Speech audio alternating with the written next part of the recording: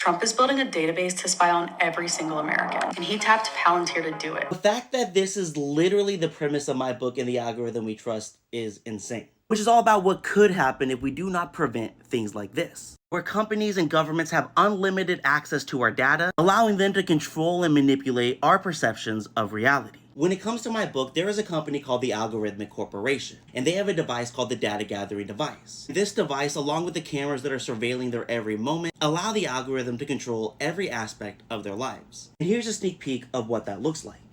Dangling over Hugo's crib, spinning slowly, were several figurines. One was of Lamar T. Haddington, the creator of the algorithm, smiling down at Hugo as he slept. Another was of a data gathering device, listening closely to his soft breaths. There were ones and zeros, writing messages Hugo did not yet understand. Whenever the algorithm detected that the figurines were no longer enough to hold Hugo's attention, a mechanical arm grabbed him and relocated him to the playpen in the corner, where he was gently placed on a mat enclosed by a thick plastic fence. The pen itself was filled with toys that the mechanical arms aided Hugo in the usage of, grabbing the toys preferred by the algorithm and placing them in his little baby hands. When the time came to rotate toys, that same mechanical arm would trade the current for another, often needing to wrestle the current from Hugo's persistent fingers, for he did not yet understand the purpose of play. He was human after all. His focus was on the moment. He wanted to have fun now.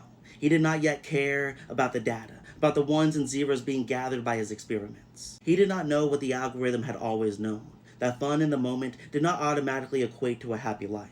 There were far too many experiments that still needed to be had. Hugo could not find a perfect toy if he fixated too much on this or that.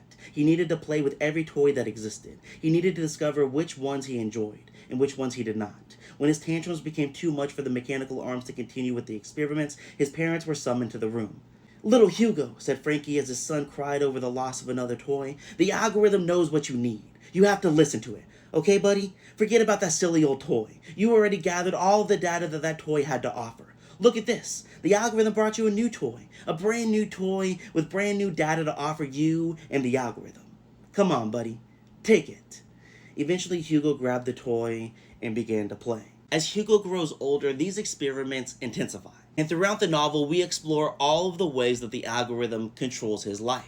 I will be publishing In the Algorithm We Trust later this year, but if you simply cannot wait, the first 3 chapters are previewed at the end of my book, The Crumbling of a Nation and Other Stories, which is currently available on Amazon, Barnes & Noble, the TikTok Shop, and anywhere else you buy books.